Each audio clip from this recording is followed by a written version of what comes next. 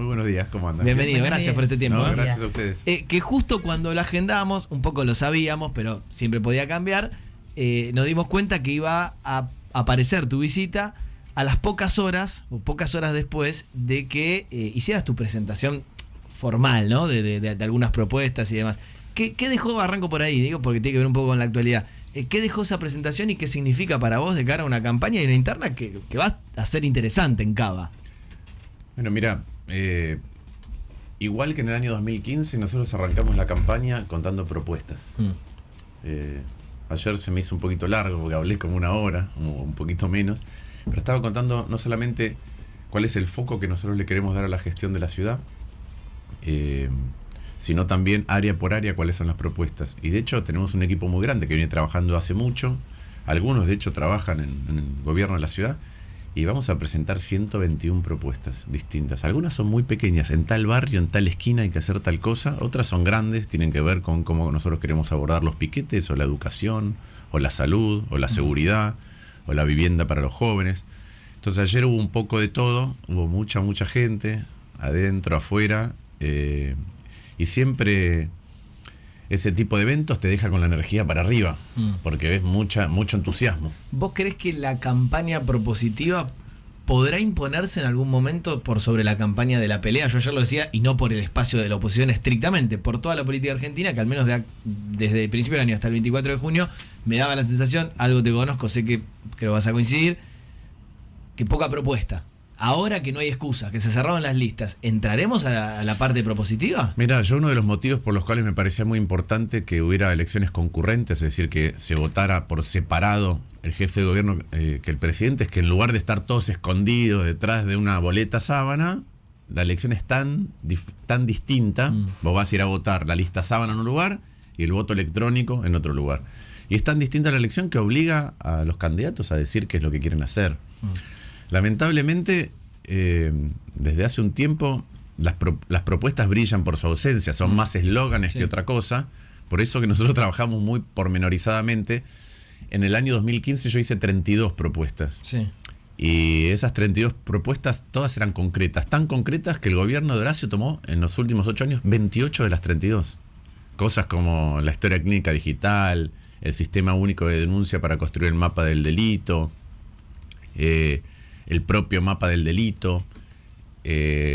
Hicimos una actividad que dijimos, en tal lugar hay que hacer una escuela en Mataderos, en un polo educativo, y se hizo el polo educativo después en Mataderos. La verdad es que habíamos encontrado el lugar, habíamos visto cómo se podía llevar adelante, qué necesidades tenía esa parte del barrio específicamente, y bueno, esas cosas después se hacen si seguís trabajando en eso. No es que si lo tirás en una campaña y después te olvidaste, o como digo yo, lo tirás, perdés y te mudás de distrito, ¿no? ¿Qué tipo de contienda te imaginás en estos próximos días de cara a la elección en sí, con tu principal contrincante interno? Primero hay que pasar la PASO, que es, y estuvo acá también, y estuvo hablando del tema hace algunas semanas, 3 o 4 semanas, creo un mes aproximadamente, Jorge Macri. ¿Qué tipo te imaginas de propuestas, o te imaginas terminando cayendo en el barro de la pelea política? No.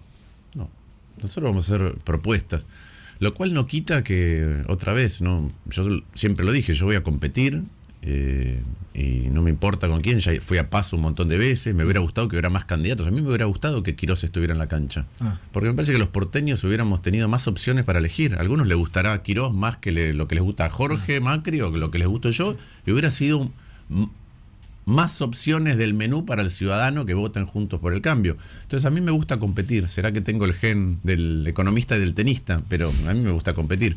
Creo que además le hace mejor a la ciudad, le hace mejor a los ciudadanos. Creo que a nosotros nos tienen que exigir más, tienen que preguntarnos para que profundicemos las respuestas, para que contrastemos, para que debatamos. Yo espero que haya debate. Creo que eso también permite a la gente ver un poquito más en detalle qué es lo que se propone. Yo me imagino una campaña por ahí. Como te decía, la única objeción que yo tengo es que no me gusta el método, no me gusta esto de... Nosotros nos tomamos el trabajo de la ciudad muy en serio. Como te decía, arrancamos con un espacio político en 2013 que nació en la ciudad. Fui candidato a jefe de gobierno con muchas propuestas y perdimos y seguimos trabajando acá. Y después fuimos en la misma boleta con Horacio y seguimos trabajando acá. A mí no me gusta el método de, bueno, fui diputado por la provincia de Buenos Aires 2 mandatos, fui intendente 3 mandatos, y de golpe porque no puedo ser gobernador, porque él iba a competir con Santilli y finalmente no se animó a competir o no sé qué pasó, entonces se muda de distrito. A mí me parece que cada uno de los lugares, la ciudad de Buenos Aires, sus 3.200.000 vecinos, merecen más respeto. Ayer cuando presentaste tus propuestas, y ahora lo comprobé con vos recién charlando fuera de aire, la gente, tu militancia, empezó a cantar, vamos a repasarlo para nuestros oyentes y televidentes, empezó a cantar esto.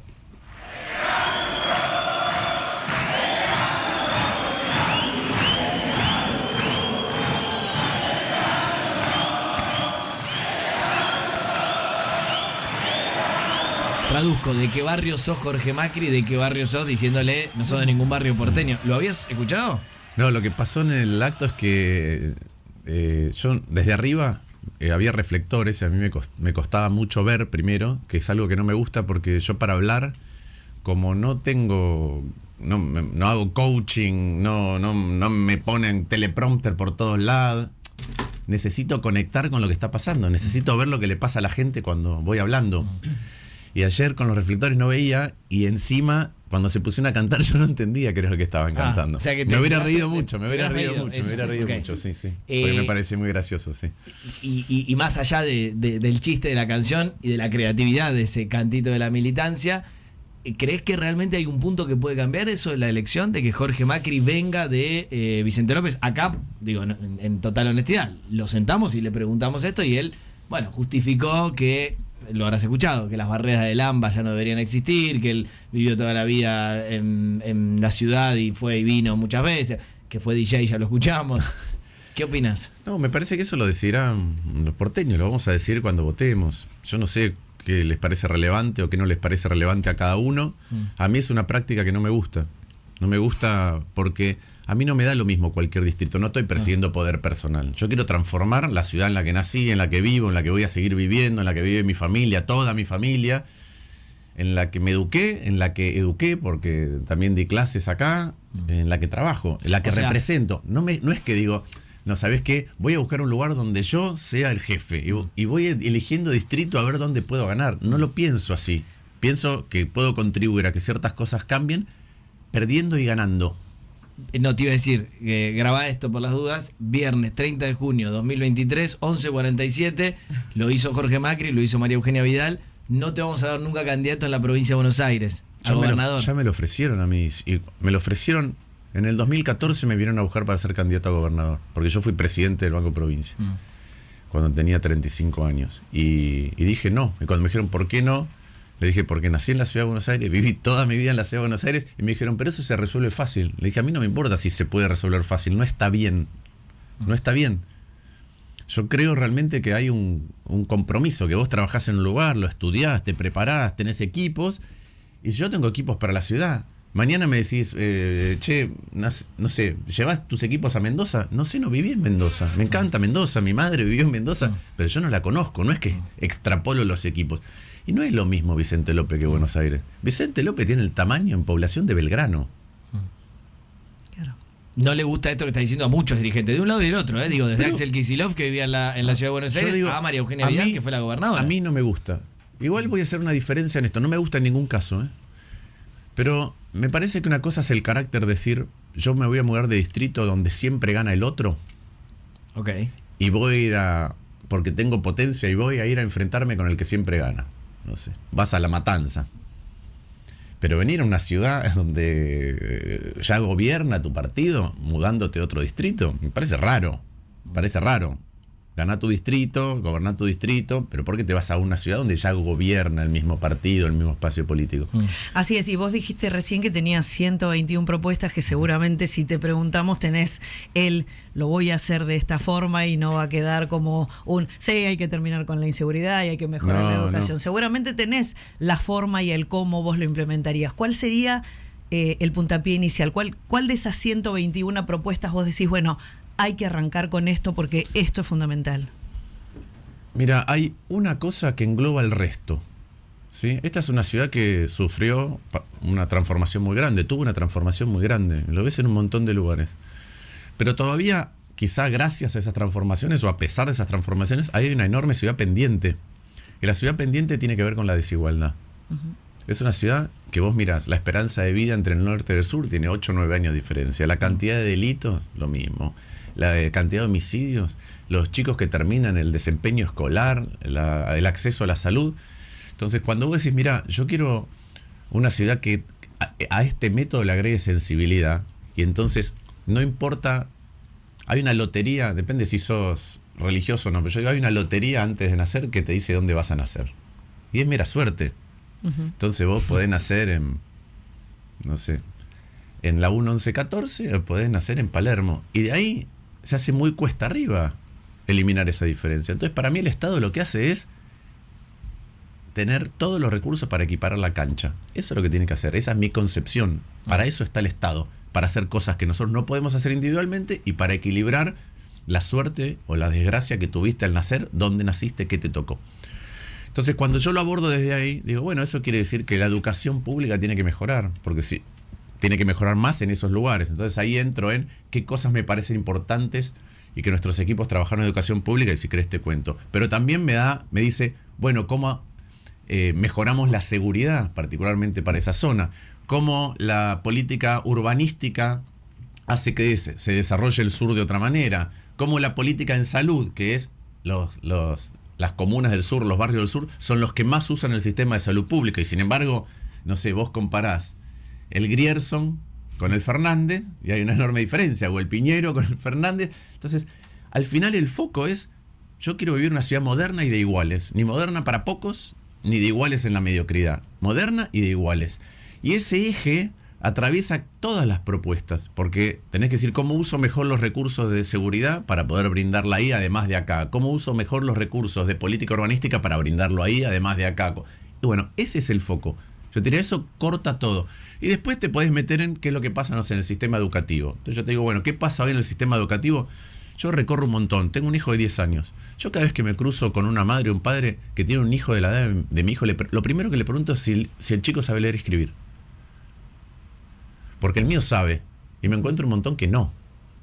Y a mí me cuesta mucho mirar a un padre o una madre a los ojos sabiendo que no estamos haciendo todo lo posible para que ese chico lea y escriba. Porque si no lee y escribe en 6º grado o en 5º grado, después no va a poder hacer el secundario, porque geografía, física, química, todo requiere leer, escribir y matemáticas.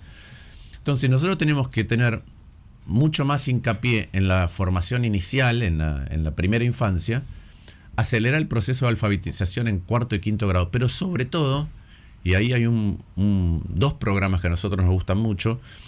Los chicos tienen que llegar a leer y escribir, tener comprensión de texto a la edad que corresponde, que es como mucho en 2º y 3º grado.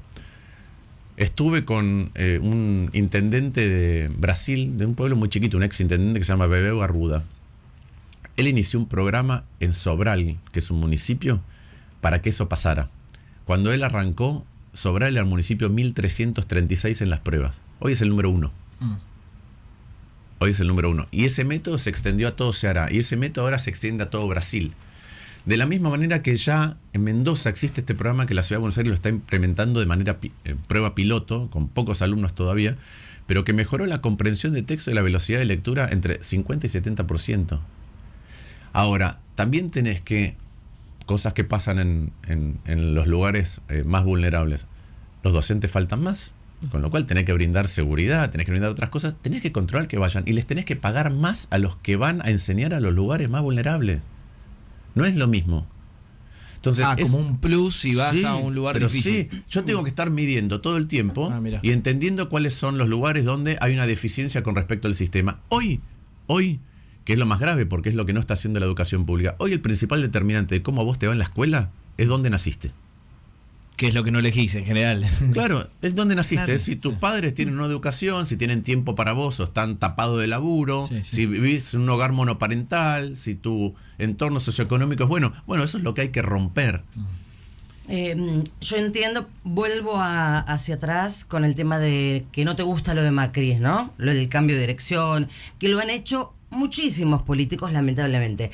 Ahora, yo digo, hasta la altura de las circunstancias, lo que queremos los ciudadanos es justamente ver qué hacen. Así es. Te digo la verdad, ya a esta altura, si viene de provincia a capital, imagino que si tiene un equipo probo, también lo voy a votar en Mendoza. A eso me refiero. Me parece que escuchándote estas propuestas, eso es lo que vale. Ahora lo otro me parece que no sé si es tan grave. Sí, digamos, con todo lo que pasa, ¿no? Yo lo comparto plenamente, salvo por una cosa. A ver. Que tiene que ver con lo siguiente. Nosotros estamos exigiendo en la dinámica política, en la competencia política, en el debate público, al otro le estamos poniendo una vara siempre. Estás haciendo esto y esto no se puede, esto no se puede. Esa misma vara nos la tenemos que aplicar nosotros. ¿Qué quiero decir con esto? A mí no me gusta no me gusta que la campaña arranque con una impugnación. ¿Por qué? Porque quiere decir que se está estirando la Constitución hasta el borde. Ajá. Entonces, entonces arrancamos una campaña en lugar de hablar de propuestas, ¿sí? Estamos hablando de que hay una impugnación y nosotros le estamos diciendo, cuando se hace en Tucumán o cuando se hace en San Juan, decimos que está mal. Entonces me parece decir, che, ¿por qué estiran la Constitución? Hay que ver si puede Uñaki, si puede o no Mansur. No está bueno. Entonces a mí no me gusta arrancar la campaña así. Otra cosa, volviendo a las propuestas de educación, nosotros necesitamos que para lengua y matemática haya más horas, pero sobre todo que los docentes se formen más en el lugar de la escuela y no teóricamente. Nosotros lo llamamos formación situada, porque cada escuela es distinta y vos tenés que ver cuáles son las mejores prácticas que se están aplicando al contexto de tus alumnos. Y el tema del ausentismo es importante porque cuando un chico no tiene clase o le cambian 7 veces en un año la maestra, no aprende igual. Esto está demostrado en Mendoza. Y además que venimos arrastrando una pandemia que fue muy complicado para los chicos, y para los docentes. Yo te puedo decir, yo vengo de familia de docentes. Mi hermano todavía es director de una escuela y mi abuela fue maestra normal y mi tía fue directora de una escuela y seguramente tuvo también una ven la problemática de que hay chicos que solamente van para poder comer. Sí, pero eso es una cosa, mira, hay un tema de cómo yo veía las fotos de las aulas de las clases de mi abuela y vos miras las fotos a través del tiempo. Es otra sociedad, porque no había pobreza, porque era mucho más homogénea, porque era mucho más igualitaria. Entonces vos veías una foto y estaban todos con el guardapolvo blanco, todos peinados de manera similar, todos vestidos de manera similar. Vos agarrás hoy fotos de distintas aulas y con lo que tienen que lidiar con los docentes es tremendo. Y después a veces, a mí me ha pasado un par de veces que voy a un lugar y me dicen, vos sos hermano de Román, ¿sí? Y me dice, no, tu hermano a mis hijos los acomodó y les salvó la vida. Mi hermano es muy buen docente. Entonces a mí yo me pongo a pensar, si vos tenés 30 alumnos por año, 20 años de profesión, 600 vidas pasan por tus manos. ¿Y los acomodás o no? ¿Les diste un plus o no les diste un plus? ¿Le mostraste un camino posible? Bueno, si a los docentes los cargamos con las cosas que se tienen que resolver en otro lugar, que es esto que estabas diciendo, si tienen que estar atentos a qué es lo que le pasa a la familia. Una cosa es que puedan detectar algo y llamar, hacer una alerta y que otra parte del gobierno se ocupe. Pero si tienen que ocuparse de si viene o no comido, al final no los formás, no les das los instrumentos para lo que tienen que hacer, que es que los chicos puedan leer y escribir y que entonces puedan hacer un secundario que tenga sentido y no lo dejen. No, me parece interesante que le hayamos dedicado varios minutos al tema educativo porque es uno de los que a veces no aparece tanto en los medios masivos. Y habiendo hecho eso, de las muchas preguntas de gestión que tengo de acá de la gente, hay una que evidentemente se repite, que tiene que ver con algo quizás mucho más mundano, que es en la ciudad de Buenos Aires, ¿qué harías vos como jefe de gobierno con estas a veces excepciones que hay en barrios? Me nombran, Colegiales, Chacarita, Núñez, sí, donde el código de planeamiento dice se puede construir hasta tal altura, pero después aparece una excepción y te aparece una torre. Dos cosas. Con Martín Lustó, ¿qué? Dos cosas. Primero, no va a haber excepciones. No va a haber excepciones. Lo único que nosotros podemos hacer es brindar incentivos para que se construyan viviendas en el sur para alquiler, que se desarrolle el sur, igual que se desarrolló Holmberg en la traza de la autopista 3. Entonces brindar incentivos para eso. Pero excepciones, no. Y de hecho hay muchos barrios donde hay que revisar el código. ¿Por qué? Porque el código homogeneizó todo. Pero cuando vos pones ese código que homogeneiza todo con la macro argentina, genera desequilibrios y malos comportamientos. ¿Por qué? Porque no hay crédito hipotecario. Vos para poder tener acceso a un crédito hipotecario de $50.000 necesitas ganar 3,5 millones de pesos. Entonces no hay crédito. Entonces todo se construye donde el que ya tiene plata puede y quiere construir. ¿Y dónde es? En el barrio donde vive, a pesar de que en la nueva casa no vaya a vivir. Sí. Entonces se construye mucho en unos lugares y poco en otros. Y vos tenés que, no solamente, eso genera exceso de construcción en algunos barrios, que es esto de que, a pesar de que en algunos casos el CUR lo permite, el código, genera un desbalance y no se está construyendo en otros lugares. Yo te digo, Matadero, Lugano, Soldati, Pompeya, ahí tenés, por ejemplo, 280 hectáreas de verde. Pero si vos no rompés las barreras urbanas, si vos no a veces vos tenés una reja muy larga, a veces tenés un muro muy extenso, a veces tenés predios abandonados, todo eso constituye y construye barreras urbanas que hacen mucho más insegura la ciudad. Para el que vive ahí, que de golpe estás caminando y a la noche tenés solamente un muro y no tenés ningún lugar para donde ir y no está iluminado, es inseguro. Si tenés un bajo autopista, la zona sur está atravesada por autopistas, trenes, todo. Bueno, tenés que invertir urbanamente para modificar el entorno y brindar incentivos para que haya inversión de otra manera. ¿Qué le pasó al sur? De vez en cuando, digo yo, le bajan un plato volador. Pero eso se invirtió mucho en el sur. Muy mal. ¿Qué quiere decir que te bajan un plato volador? Imagínate vos, ¿cuánto cuesta hacer un parque de diversiones como era el Interamo o el Parque de la Ciudad? Un mini Disney. ¿Cuesta mucha plata? ¿Cuánto cuesta hacer un estadio para que vaya a jugar la Copa Davis? ¿Cuánto cuesta hacer los Juegos Olímpicos? ¿Cuánto cuesta hacer un autódromo? Pero eso no es para el barrio. No modifica la manera en que vivís. Claro, después termina el Juego Olímpico y queda ese va a jugar monstruo Nadal, vienen de Palermo, de Belgrano, de Recoleta a ver a Nadal, y el que vive ahí dice, no tengo nada que ver con esto, ¿qué me modifico? Y después, claro, la gente quiere ir a divertirse día a día y no tiene qué. No, y tiene una barrera, tiene una cosa muy grande, rodeada de una reja. ¿Y cómo hace? Me acaba de decir tu equipo, lo chequeé con todos por las dudas, lo chequeé con Carla Peterson, lo chequeé con todos, me dicen que se puede quedar unos minutos más. Sí. Así que vamos a hacer esto, vamos al informativo, actualizamos noticias y Martín Lustó, que pese a querer ser el jefe de gobierno de la Ciudad Autónoma de Buenos Aires, y por eso estamos hablando del territorio porteño, no va a zafar de contestarme algo sobre la silla eléctrica que ocupó, que es lo que pasa en el Ministerio de Economía. No vas a zafar. Martín Lustó con nosotros, ya venimos. 12:10 del mediodía, le agradecemos al precandidato a jefe de gobierno porteño Martín Lustó, que se hizo un tiempito para quedarse, y recién decíamos fuera del aire, intentábamos zafar de los temas clásicos, por eso hablamos largo y tendido de la educación, pero la verdad que evidentemente le importa al menos al porteño o al que viene acá a trabajar a la Ciudad de Buenos Aires el tema piquetes. Entonces, ahí preguntarte al menos una línea de si tenés mucha diferencia con respecto a otros sectores de Juntos por el Cambio y su manera de despejar las calles en el caso que fuera jefe de gobierno, y seguramente alguna manifestación vas a tener porque así pasa históricamente. No escuché otros sectores como dicen que van a despejar las calles. No escuché, porque primero tenés que hacer que nosotros tenemos una colisión entre el derecho a manifestarte y el derecho a circular. Y ninguno puede estar por encima del otro. Entonces, ¿qué tenés que hacer? Para mí lo que hizo Mendoza o lo que hizo Jujuy, que es tener un código de convivencia nuevo, en donde las manifestaciones tengan que pedir una autorización y tienen que transcurrir por determinados modos. No pueden cortar la circulación total. En el momento en que vos lo haces, tenés una penalidad que son embargo de cuentas. Pero además de eso, vos necesitás que el volumen se reduzca en el caso de mucha gente que a veces viene de la provincia de Buenos Aires a manifestarse acá y los traen. ¿Qué quiere decir que los traen? Los traen en unidades de transporte.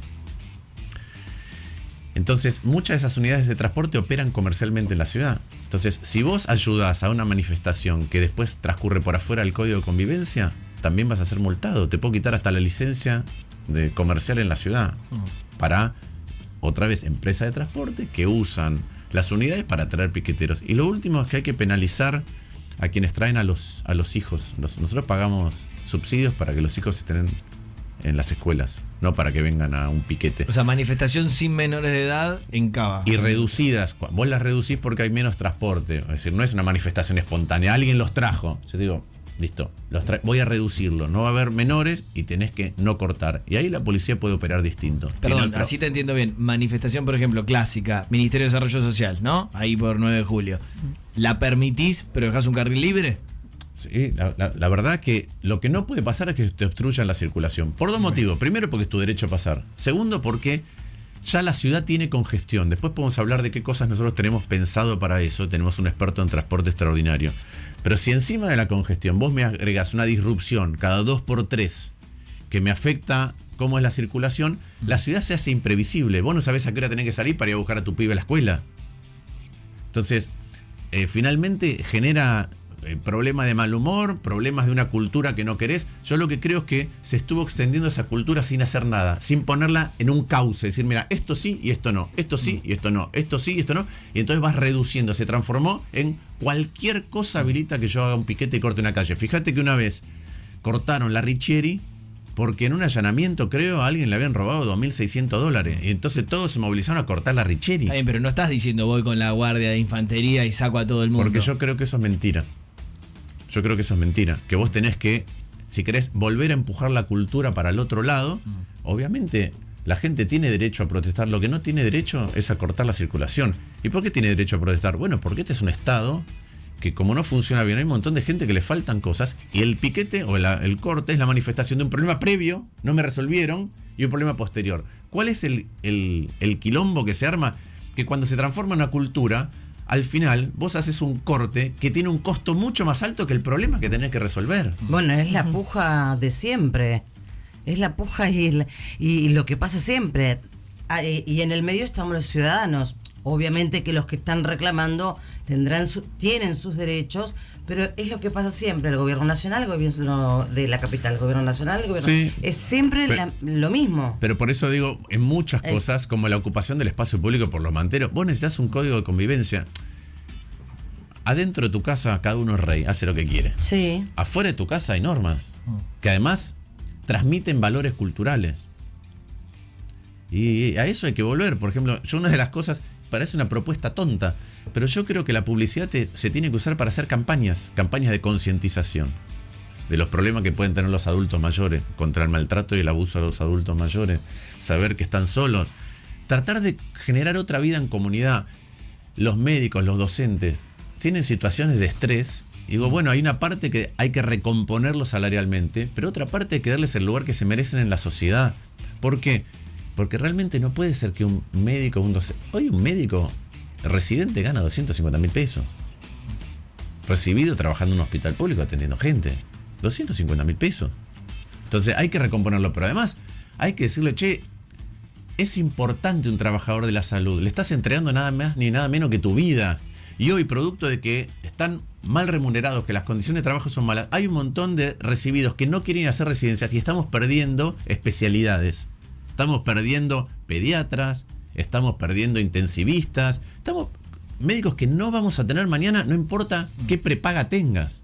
Y en algún momento, voy cerrando porque tampoco quiero abusar de tu tiempo, pero en algún momento cuando contrastás tus posiciones ideológicas con algunas de tus compañeros de coalición, ¿te viste en los últimos años fuera de Juntos por el Cambio? Y bueno, hasta acá, hay demasiada gente que piensa diferente. A veces cuando te escucho, de verdad, me sorprende que estés en Juntos por el Cambio con algunas cuestiones, con otras se coincide más. No, porque yo creo que el método de ir a toda velocidad... A ver, esta es mi concepción de la sociedad. La sociedad no es un matrimonio, no es que cuando vos ganás, el otro, ¿sabés qué? No nos llevamos más bien, tenemos mucha diferencia, andate vos por tu lado. La sociedad va a seguir estando, el que piensa distinto va a seguir estando. Entonces, para mí los cambios que perduran no son los que vos vas a los palos y te llevas todo puesto, porque después te va mal políticamente y todo vuelve para atrás. O sea, necesitas unirte sí o sí, aún con matices. Pero no digo solo eso, yo no creo en el extremo ese, creo que lo que el extremo a veces quiere hacer... Yo con algunas cosas no estoy de acuerdo, pero por ejemplo, ¿necesitamos otro marco laboral? Sí. ¿Necesitamos terminar con los piquetes? Sí. Perfecto. ¿Necesitamos mejor seguridad? Sí. Yo creo que eso se hace con una impronta reformista. ¿Qué quiere decir una impronta reformista? No es que un día voy a arraso con todo. Es reforma tras reforma tras reforma con una continuidad que sea sustentable. Muchas veces el problema, uno de los problemas que tiene el peronismo, es que emprende una reforma, pero no es sustentable en el tiempo. Entonces al final vos doy de la UH, pero...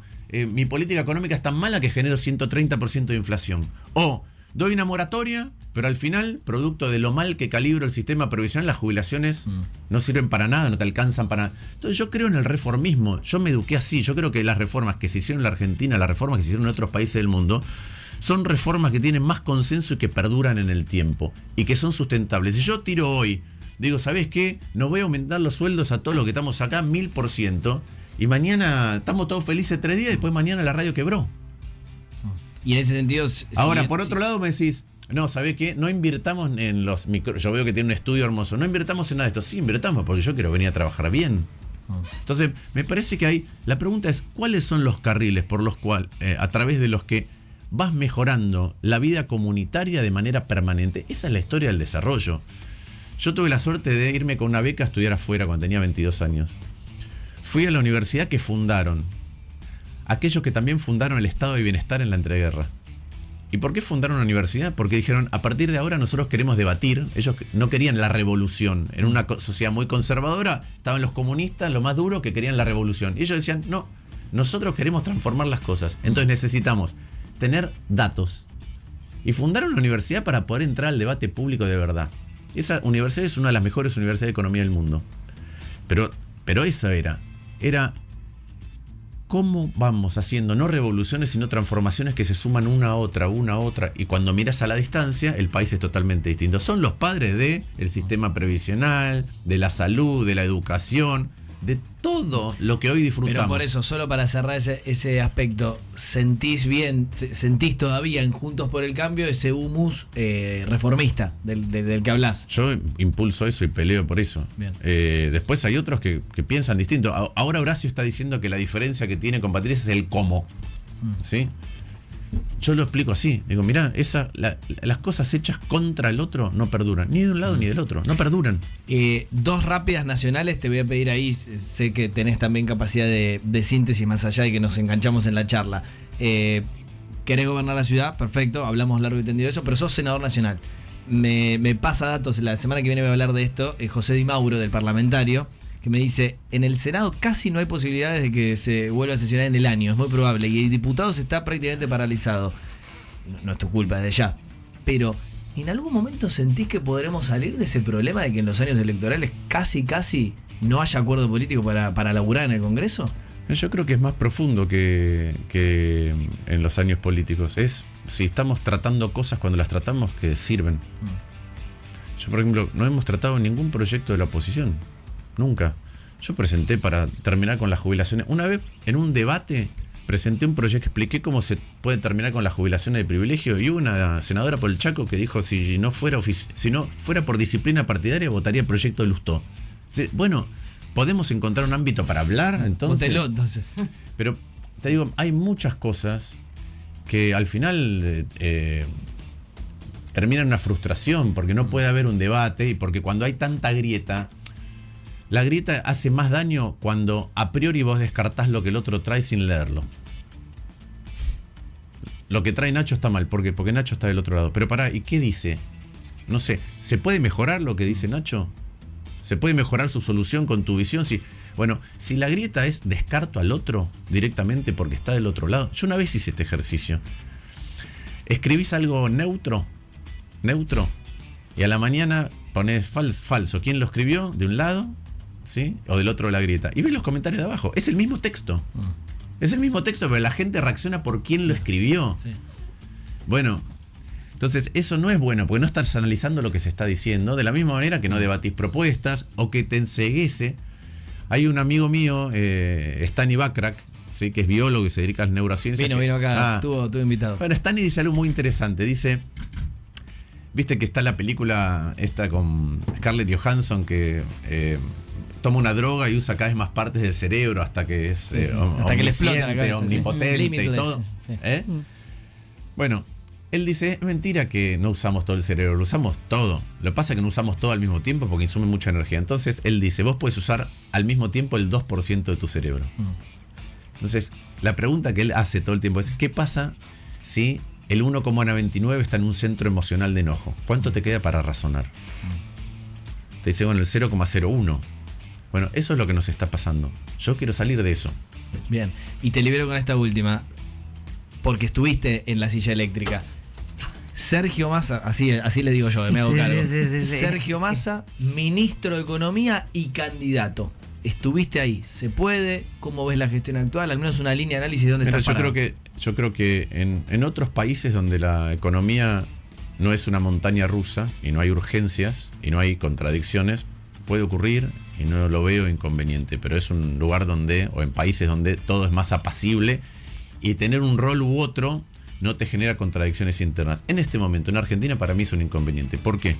Porque hay cosas que hay que hacer para adelante para acomodar el futuro, que por ahí no son convenientes para un candidato. Y entonces al final lo único que está haciendo es posponiendo las cosas que él mismo sabe que hay que hacer y que se agravan al final y después nos cuestan a todos. Bien. Perfecto, síntesis me parece de dónde está parada esta cuestión, esta dualidad que siempre charlamos, ¿no? También de Sergio Massa. Martín Lustó con nosotros, muchísimas gracias por el tiempo que se ha extendido, pero creo que hemos tocado la mayoría de los temas importantes, ¿eh? Muchas gracias a ustedes, un placer.